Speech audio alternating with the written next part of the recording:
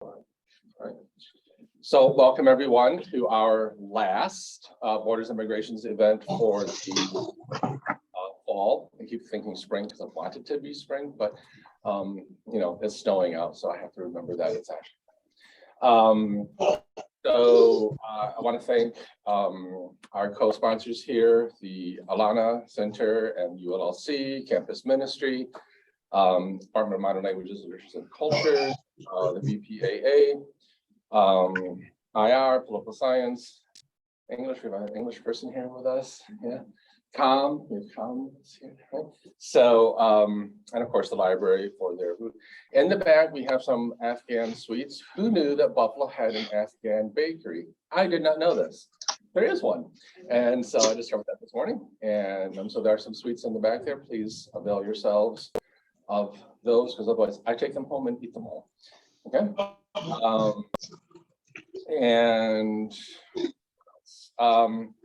So this will be recorded. It will be up on our YouTube page later, and we are already planning things for the spring, so stay tuned for that. I will keep you posted on those things. And I want to introduce a relatively new professor here, Sarah Galasso. And you want to say who you are? I'm Sarah Galasso. So anyway, I teach animation, I teach digital media, game design. So I'm excited to be here. Your film is amazing, and I can't wait to ask you some questions. So the way that we're going to do this is not as a formal presentation.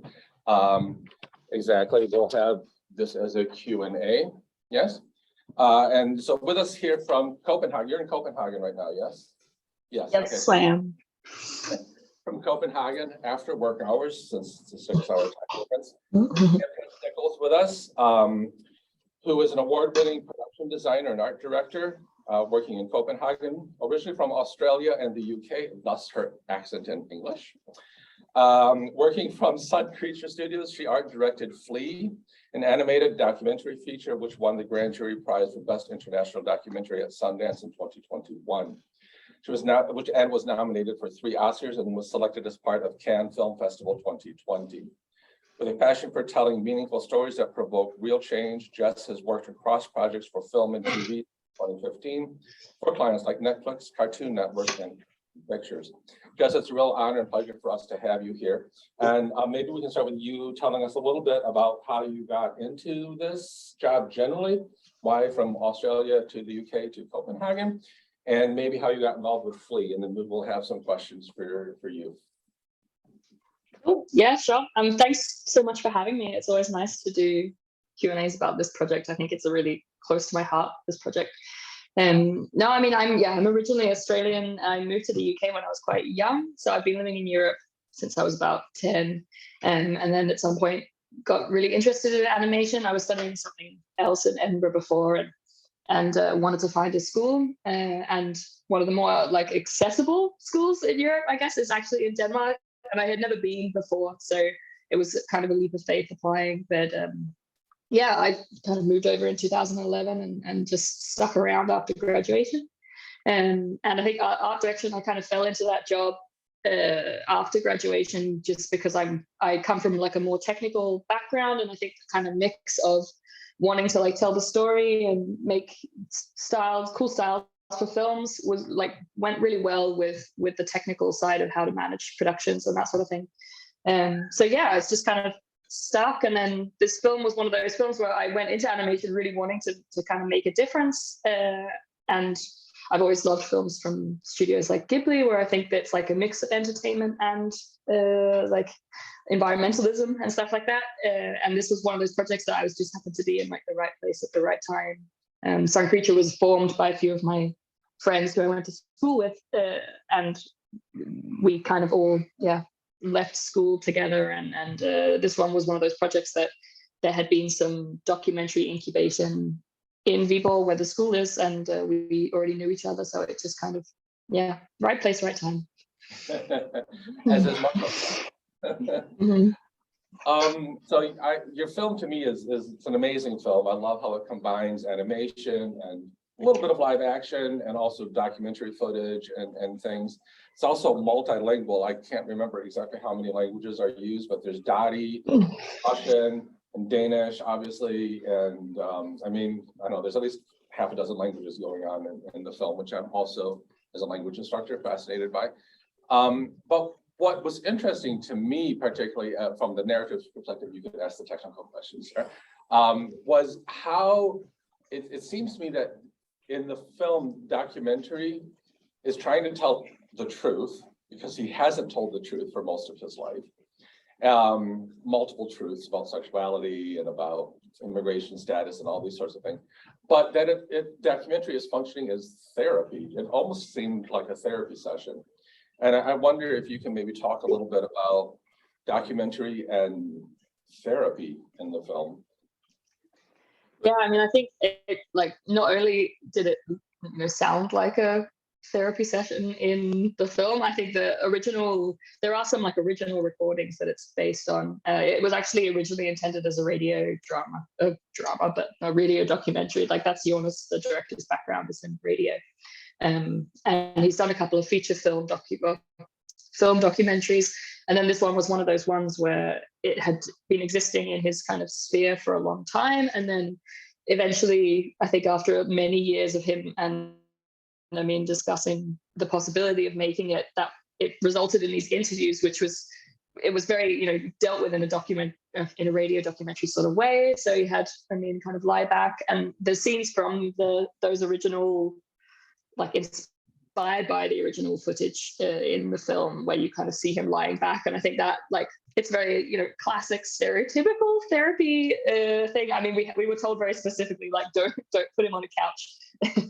And we weren't supposed to kind of, copy those scenes necessarily, but I think some of that catharsis, I guess, that you can have from talking about things like this in your life, I think it wasn't ever intentionally, like Jonas doesn't have training as a therapist or anything, but I think just by recounting what was going on, I know that when we looked into some research for memory and things that we were doing in order to try and find the style, we came across a lot of work to do with treating PTSD in people, and we don't want to diagnose anyone in this project, but I think the recounting of it is something that is often used with PTSD victims. So I wouldn't be surprised if it brought up some similar things that technique does, of like reliving the trauma in a way. I mean, the film obviously unearths a lot of trauma, even if we're not talking about therapeutic diagnoses. There is definite trauma in the film.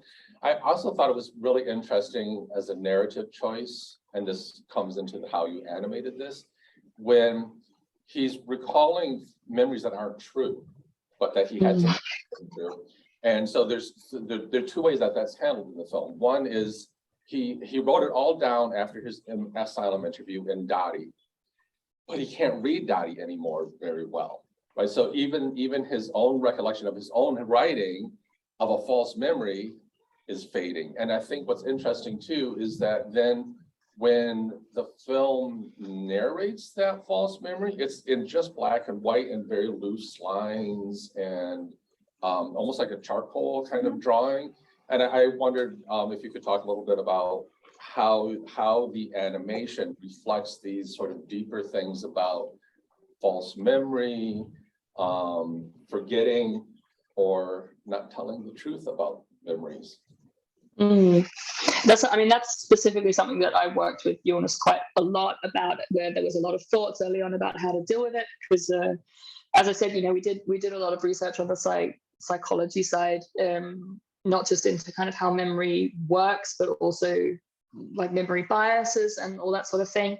And I think Jonas, because it was originally a radio documentary, I think as we came through the process of defining what it should look like in animation, there evolved these many styles out of the need to have a differentiation between, as you said, like something that is remembered as being true, and then something that is more, it's not necessarily false, but some of it is, and then parts of it are memories that he was not there to experience, things like his sisters fleeing the country, like that's him imagining as well. So those were approached more in this like stream of consciousness way, I guess, because he couldn't retell it in a way where he himself thought he was a reliable narrator. But I think when you compare that to the more concrete stuff in terms of the animation style, it was a weird place to be, because a lot of our research was showing up that, just because you think that your memory is really certain about one thing, that is not necessarily more reliable than a memory that you didn't think is true, or that you don't think is as reliable. I think we all have that feeling sometimes of like, oh, I remember exactly where I was when this happened. I think there's been a lot of research around 9/11, for example, because most people can picture what they were doing during 9/11. But in that research, we found that I think it was at Yale where they did some studies where they followed up on these sorts of memories, and then found that people were actually more likely to be correct, even though they were like, oh, I remember what I was doing during 9/11. It's like, no, you're actually down the street, like at your grandma's house or something. So it was this really weird mixture of how do we make this feel more true or more like a recollection, but at the same time acknowledge that it's probably not complete truth, and that tied in with trauma and trauma's effect on being able to memorize things and reliably recall things just made it very, very complicated. So we have this kind of fluid, very simple style to be more of like an active thinking, but then the other style also has elements of that, which is that like in the crowd, a lot of the crowd don't have faces. A lot of the storyboard is built around, if there's a weapon in the scene, then we focus on the weapon and things like that we know that memory is more likely to behave that way than like a real camera necessarily would.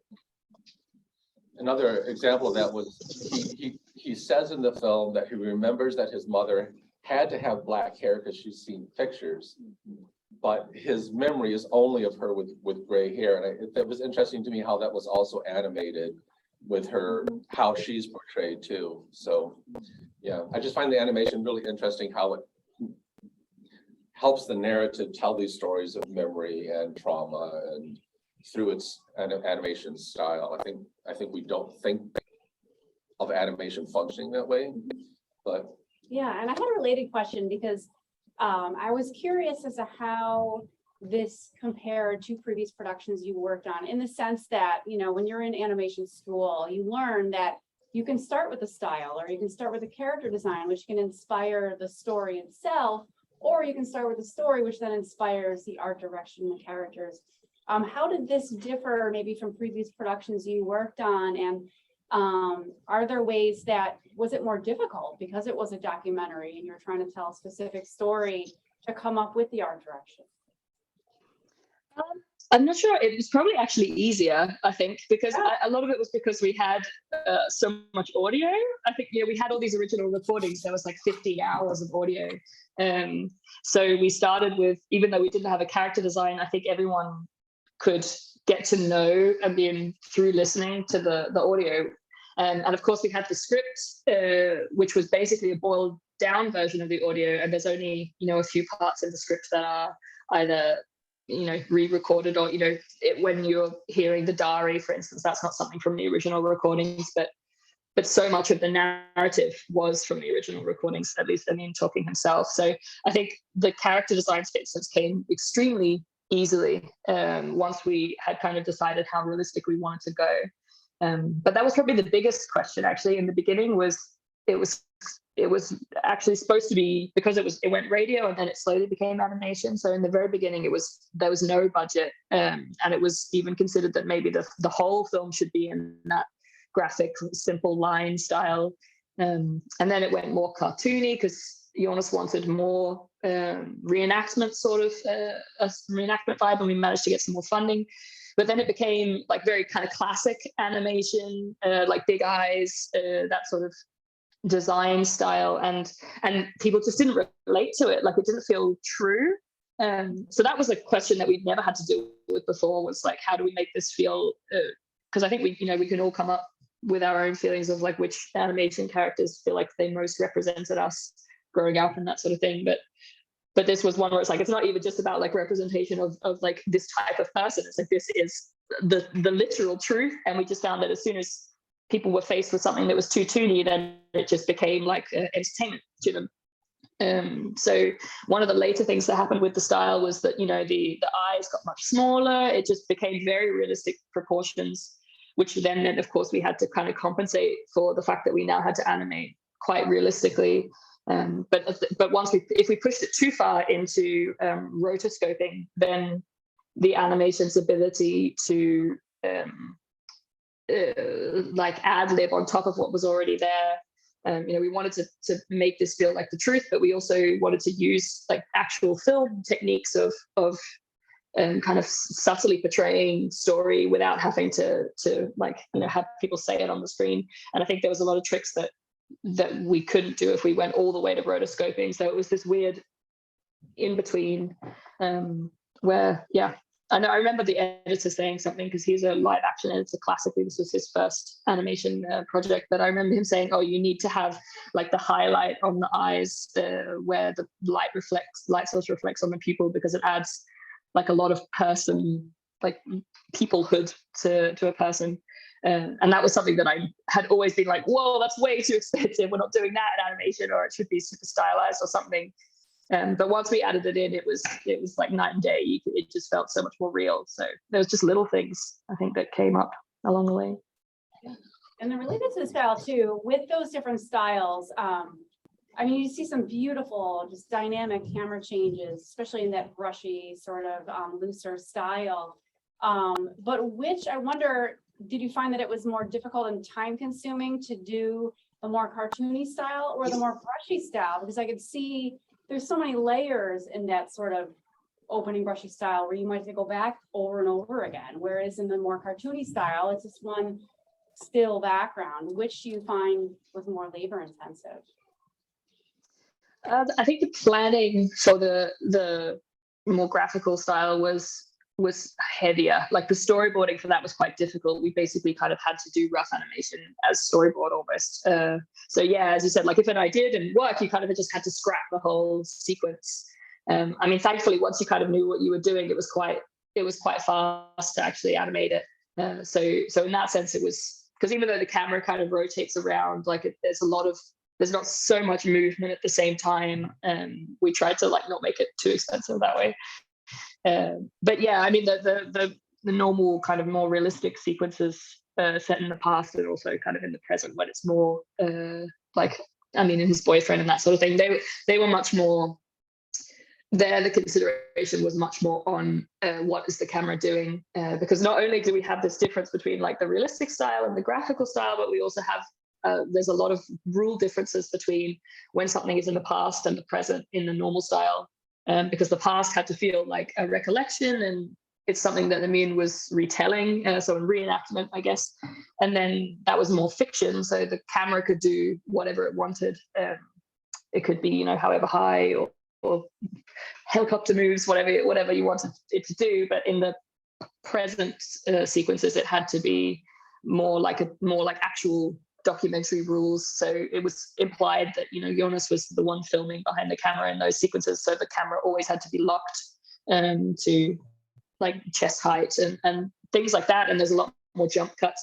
So even though the planning on the graphical side was more intense, the camera rules on the realistic side meant that we had to reshoot those sequences a few times in storyboard, so there was probably more passes on that.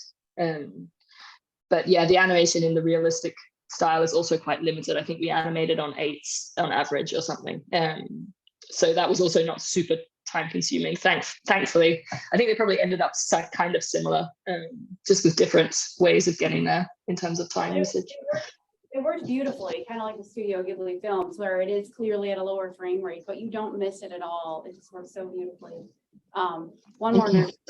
So I'm curious, did you use any 3D reference or use 3D at all in the film? Like in particular, I'm thinking of the shots of like the buildings or the apartment buildings where they lived in Russia.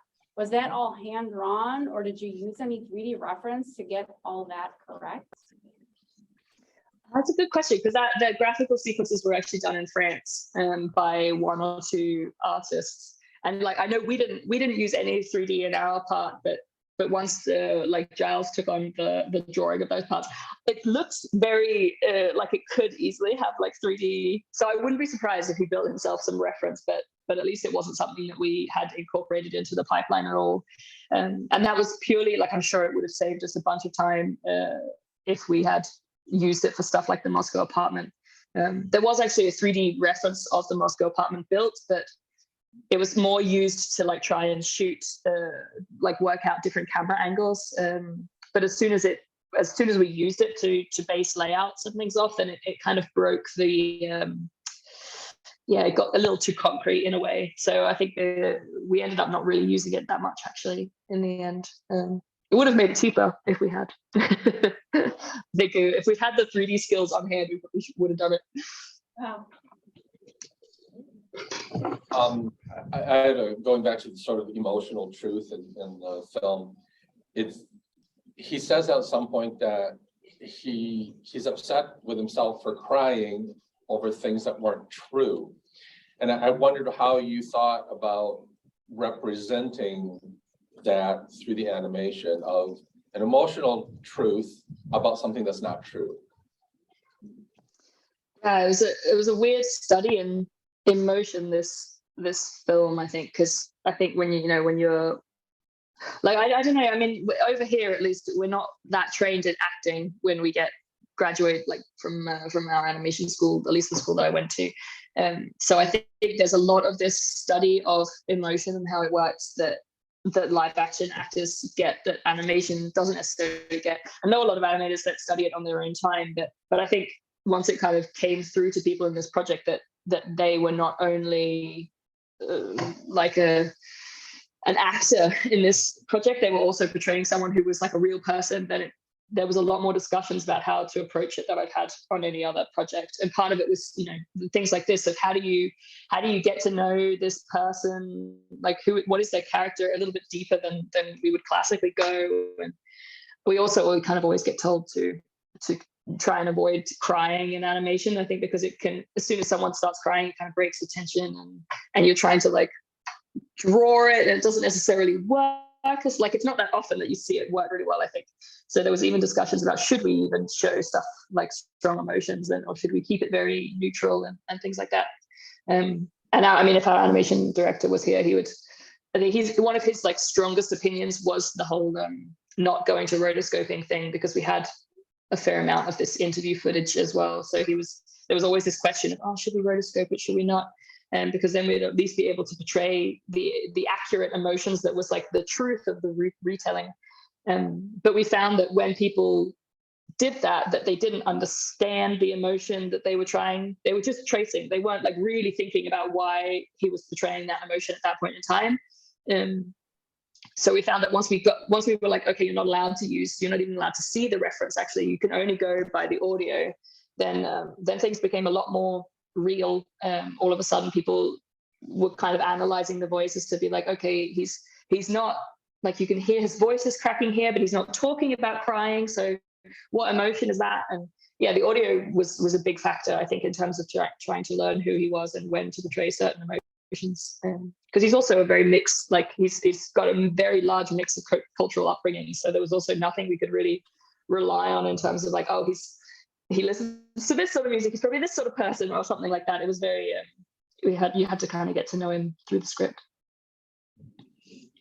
Actually, that brings up another question. So I initially thought that the animation was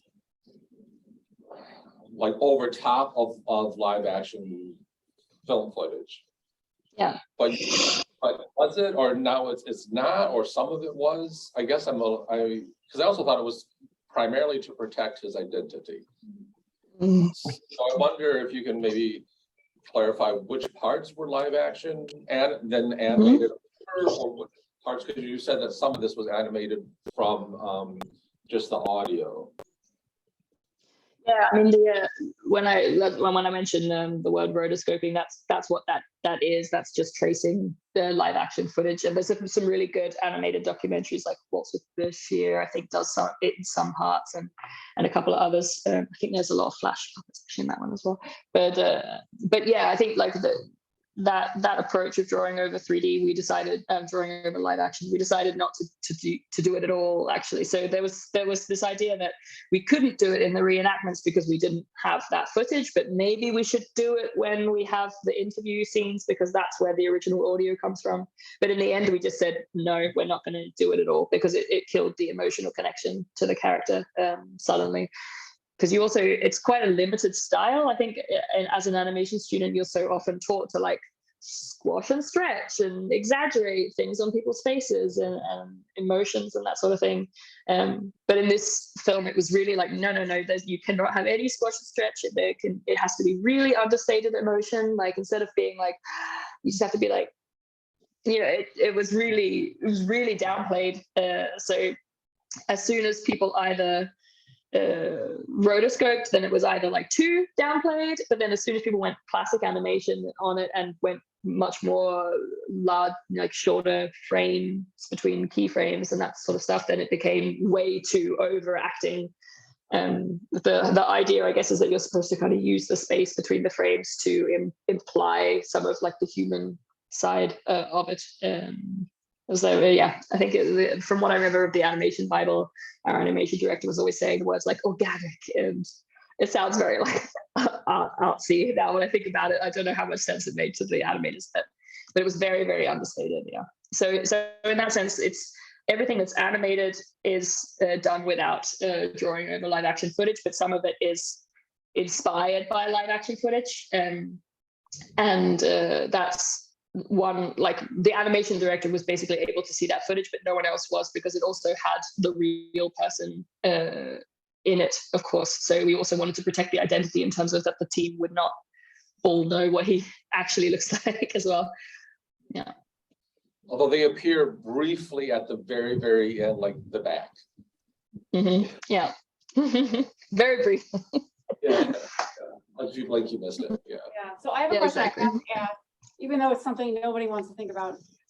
So how, if at all, did COVID affect your kind of production pipeline, the way you managed assets? Did it improve your communication because you have more tools? I know we try to block out COVID, but I feel like in some ways, at least for me as a professor, I now have some new tools that I could use that are much more accessible. Was there any impact at all from COVID on your production? Not on the production itself, actually. And I mean, it was a really long, it took a long time to get this film made. I think it was like 7 years from the beginning of the idea to like trying to get funding to when we actually finished the film. But we finished the film on December 21st, 2019, I think.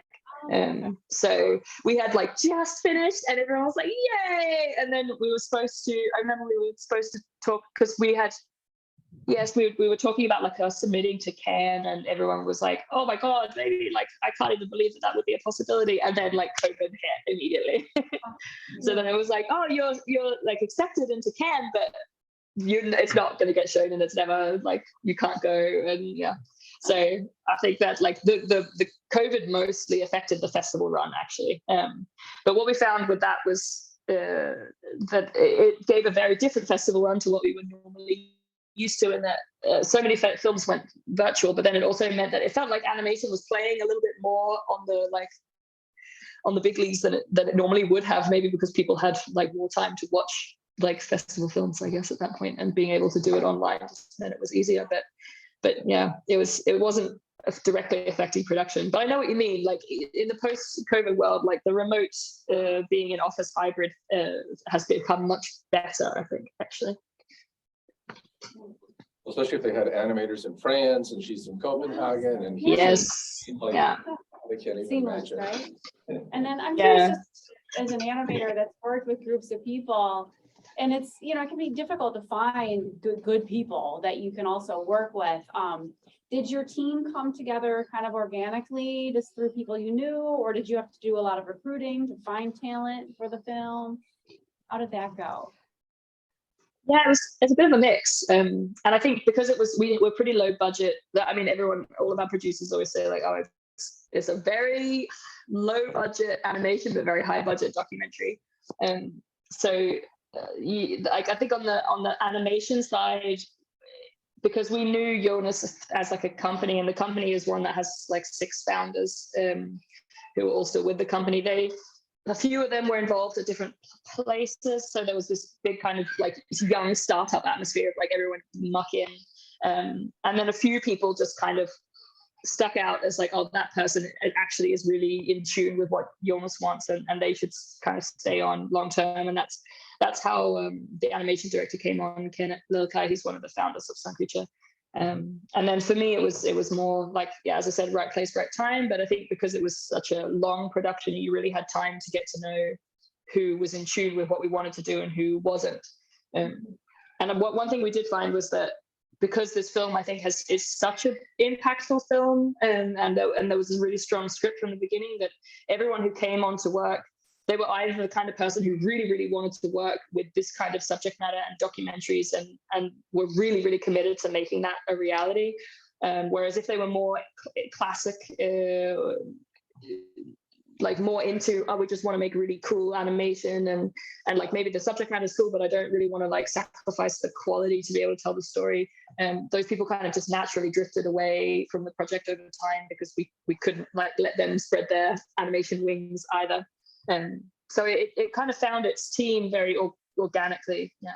And we were spread all over Europe. I think like, yeah, as I said, a lot of the team was in France, and part of that is in Europe we work a lot with public funding, so there was a lot of different countries involved in this, and then there's also rules about like that you have to use certain people living in those countries to use their funding and that sort of stuff. So it was, yeah, really spread out in the end. I wonder, so this is unrelated, but kind of related. So were there any specific art or live action film or animated sort of inspirations for this film that you look to, like, oh, we want this to be a cross of this with a little bit of that? Or was it just a little bit of everything from your team, all kind of adding to the style? I think I'm trying to remember our main references, but at least for like, because there was some different ones for different parts of the film, but I know we used like Edward Hopper a lot, like just the paintings of landscapes. There's a little bit internal paintings as well, because I think there's something about those paintings that it's a very pastoral landscape, but the lighting feels very stark, and it can feel kind of a little bit alienating, I think, the lighting as well. So that was a lot. There was a lot of references from there. And then in terms of animation films, we actually tried not to use any, because we knew that we were coming into the same realm as things like Waltz with Bashir and Persepolis, and we really didn't want to stray into use any of the same tricks that they did. So we were like, okay, we're not going to look, we're not going to watch them again. We're just going to leave it alone. So we mostly went with live action reference, actually. So I remember like a Burning, Lee Chen-dong's film from that year. It was like the year after Parasite came out as well, so everyone was like super into Korean film at that point. But I remember there was a lot of Korean films that used like darkness as a compositional tool to really like both focus the eye and also to kind of concentrate detail. So a lot of the scenes are inspired by lighting from Korean cinema, so that we could also kind of get away with using realistic style backgrounds, but a bit cheaper if you kind of make this like high contrast Edward Hopper lighting, and then use this kind of Korean film way of hiding. Like if you have a shadow, you maybe don't need to draw as much of what's in the shadow as you do in the light. Yeah, so those are probably our biggest references, actually, but they were quite well positioned from the beginning, and then we stayed mostly true to that, I think. And then of course there was just a lot of watching of films from Russia, and it was of course hard to find films from Afghanistan, but like what little kind of snippets we could find of archive and things that were big references as well.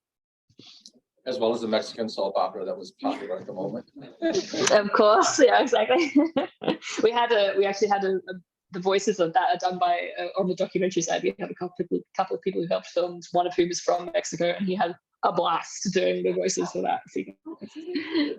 What I actually found fascinating about that, I mean, because Mexican soap operas have a certain trope that they follow, right? But it was interesting because it was both in Spanish and then dubbed in Russian.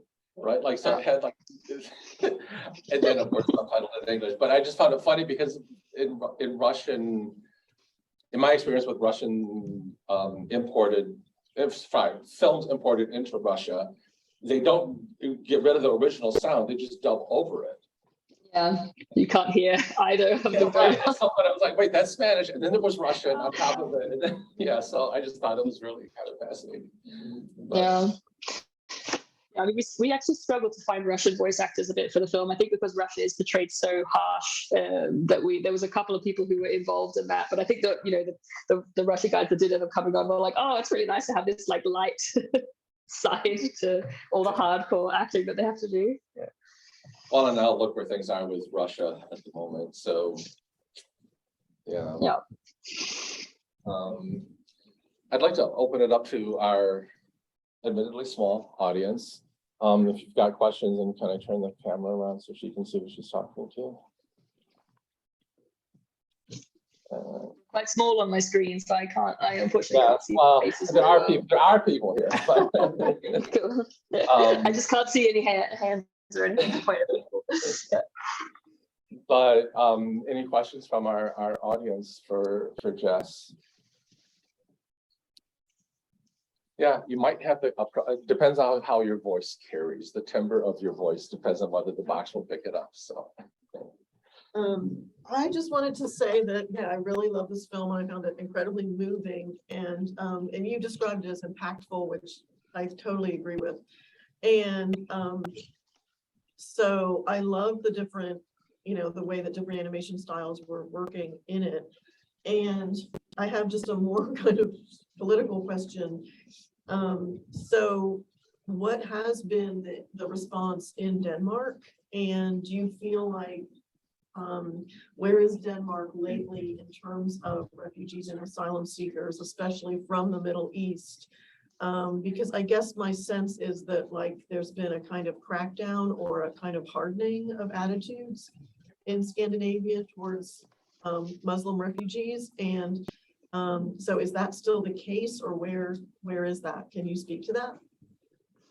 A little bit. Like I can't vote or anything here in Denmark because I'm not a citizen. So I kind of stay on top of it as much as I can.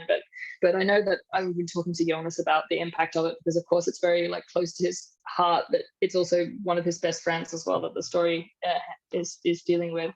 So I think for him there was always this kind of not like overt political agenda, but definitely some sort of agenda to kind of open up this understanding. I think Scandinavia in general, and this is like, if there's any Scandinavians in the audience, I'm probably going to get some like boo, but it's quite a closed culture. It's quite hard if you move here to make friends, and it's just, yeah, you don't really like talk to people in the supermarket and stuff like that. Small talk is not really a thing. So it's kind of hard to get inside Scandinavian culture. And I think that can be even more extreme when the attitudes towards immigration are quite strict, like you said, as they are now. And I think it peaked around the refugee crisis in 2015 or so. But I think over time it's become less strict than it was, purely because people have kind of realized that actually maybe it's not this crisis that we thought it was actually, and these people are also just people and that sort of thing. So I think in terms of like concrete political outcomings from this film, I know that I've had a lot of conversations with people that have said that this film has changed their opinion towards immigration in general, and people that have had to flee for their lives, so more asylum-based immigration.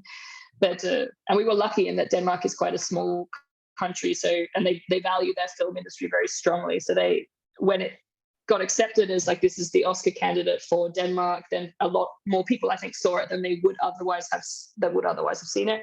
And we had, you know, a few people from the government come with us when we went to LA as like representatives of the country as well, who all had said that had raised discussions within the kind of political chambers that they were in.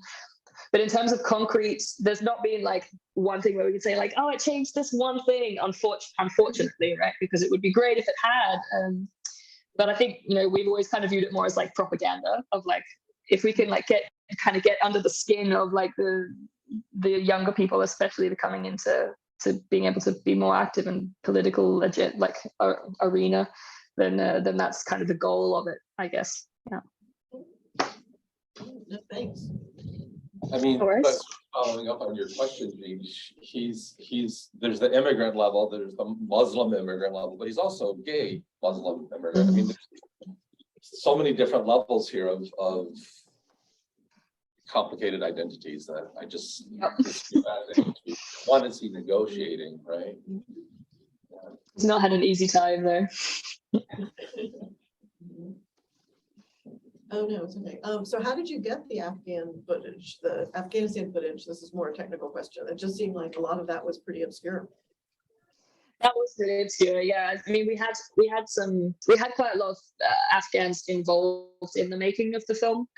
So there was, the people who did the voice recording, a lot of whom are also refugees, were also involved in kind of being this council to make sure that we were doing the representation as well as we could, partially because of, obviously there's advantages to that and its own merit, but it was so hard to find any reference.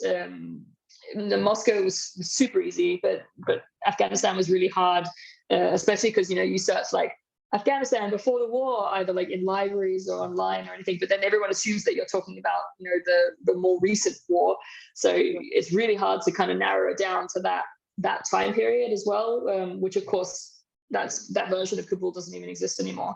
So we had some people that were actually in Afghanistan sourcing like footage that hadn't been digitized and that sort of thing. And then we had another person from Afghanistan based out of Paris who was helping source that footage as well. But then we had like someone who's specifically like documentary experience in doing that job, and that's all they do is source that sort of thing for documentaries. So we were lucky that we had the documentary connections that we did. Yeah. It works so powerfully. It's very nice to hear all the nice words about it. Any other questions?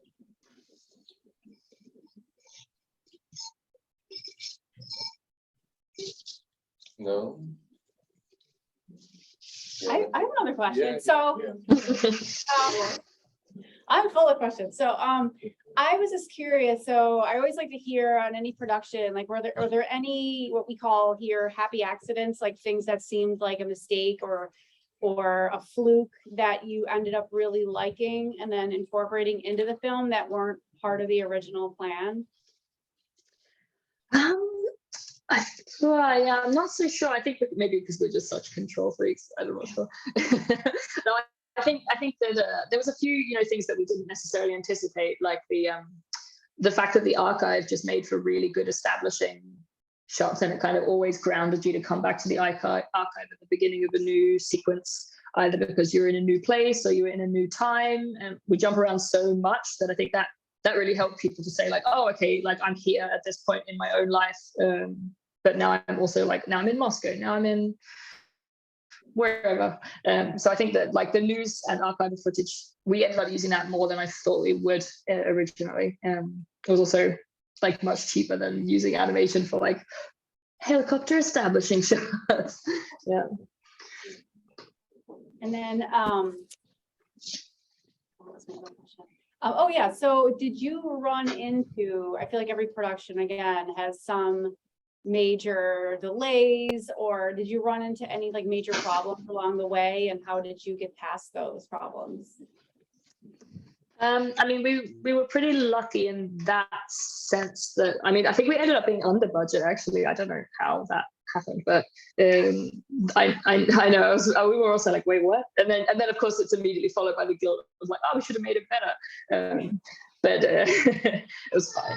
But no, there was a couple of things where we ended up going over time, and one of them was the edit, and I think that was just because of course this was Jonas's first foray into live action, into documentary. Sorry, not documentary, animation. The other one.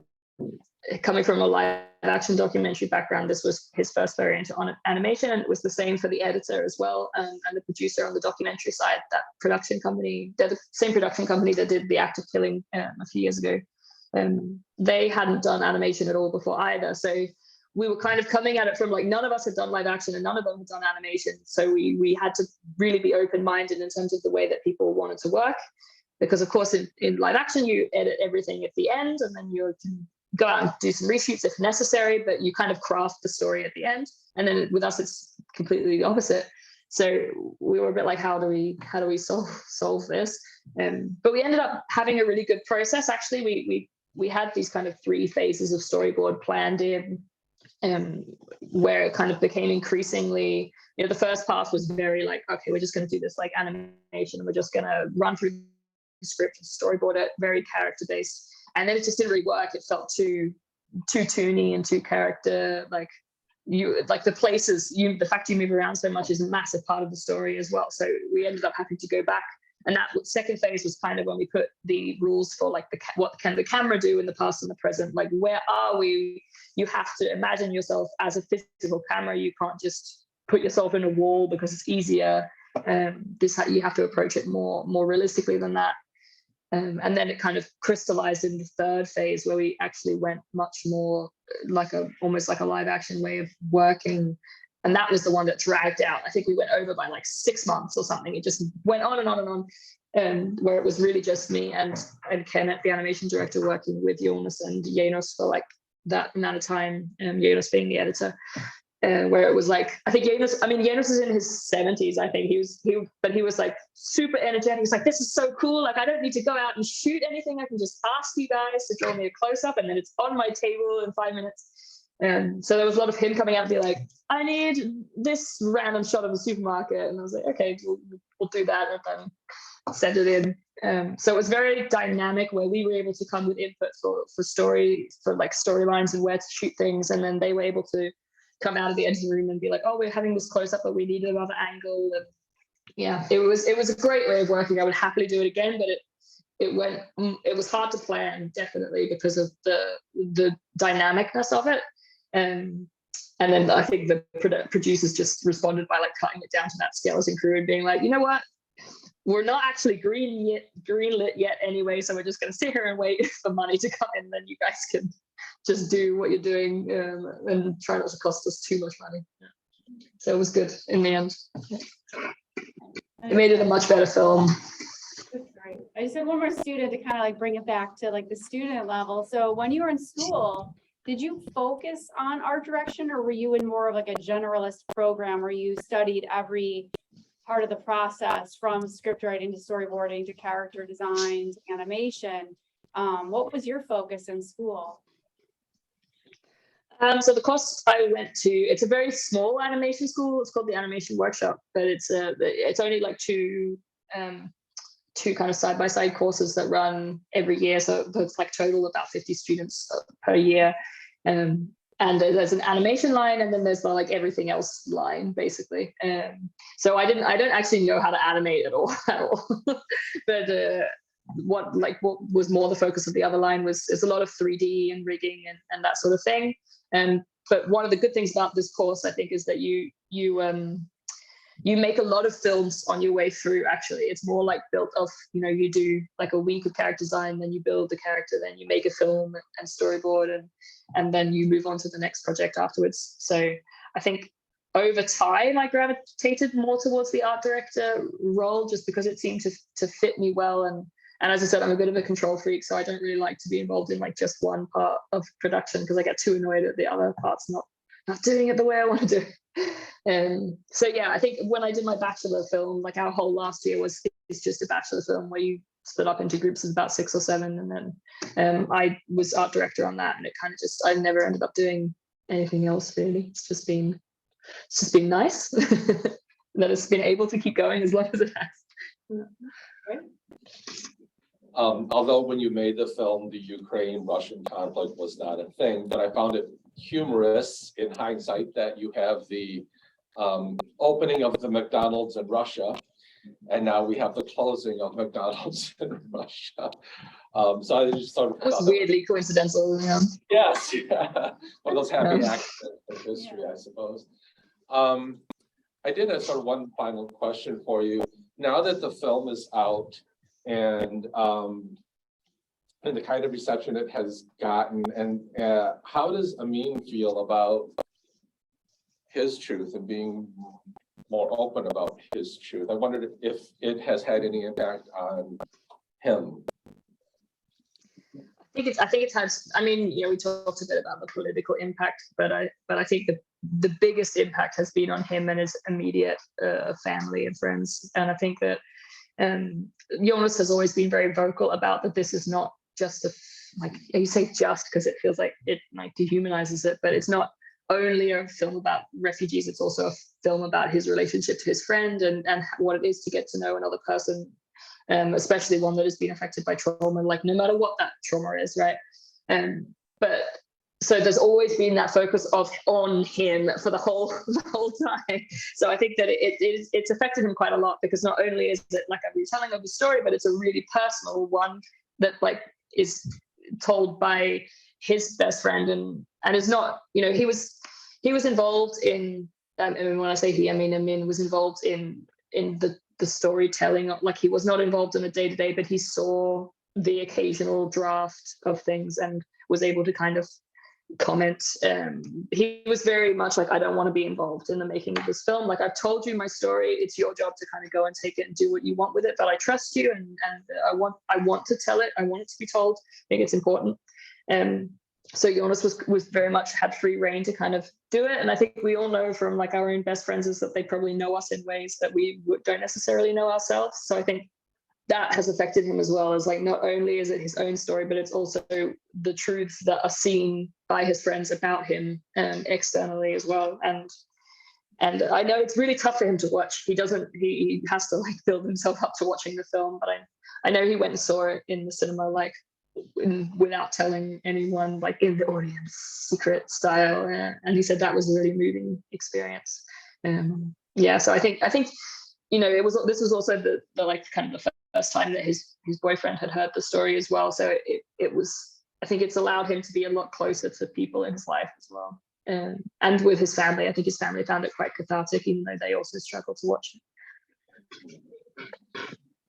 I mean, yeah, because the film mentions how his own trauma has not allowed him to be intimate with people.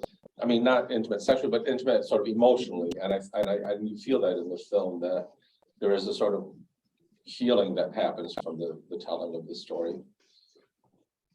Well, Definitely. Jess, And I think sorry, I just wanted to add one last thing, in that, like, I think you can also feel that in Jonas. I think not only has it affected Amin very deeply, but I think when you meet Jonas, like, he's a very patient person. He's like endlessly patient. And I think part of that is from growing up with this best friend in his life, and the dynamic between them and the making of this film. It's like, it's all like a long wait for someone to be able to tell their truth. And I think that also affects the people on the other side in a very positive way. well, Jess, thank you so much for spending an evening, since it's evening in Copenhagen, with us, and for sharing your experience with the film. I love this film. It's one of my favorite films. And I've been in the library, so, and it's a streaming, it's not a streaming as well. So thank you very much, and I really appreciate it, and I'll give you the last words here. Yeah, I just want to say again, thank you so much. It's been such a privilege to speak with you and kind of get inside the behind the scenes of the film. So thank you so much. Thanks so much for having me. It's really nice, as I said, to talk about it. And I mean, it's so nice that you guys really enjoyed it. I think that was always kind of we've been shocked at how far it's gone in general. So it's just amazing to still hear that people just really like to watch it. It's really cool. Yeah. Amazing film. So thank you very much for producing it. So. Thank you. Anytime. And I'll be in touch with you. All right. See you later. Yeah, sounds good. All right. Have a good night. Bye-bye. Oh, wait, it's good. So thank you all for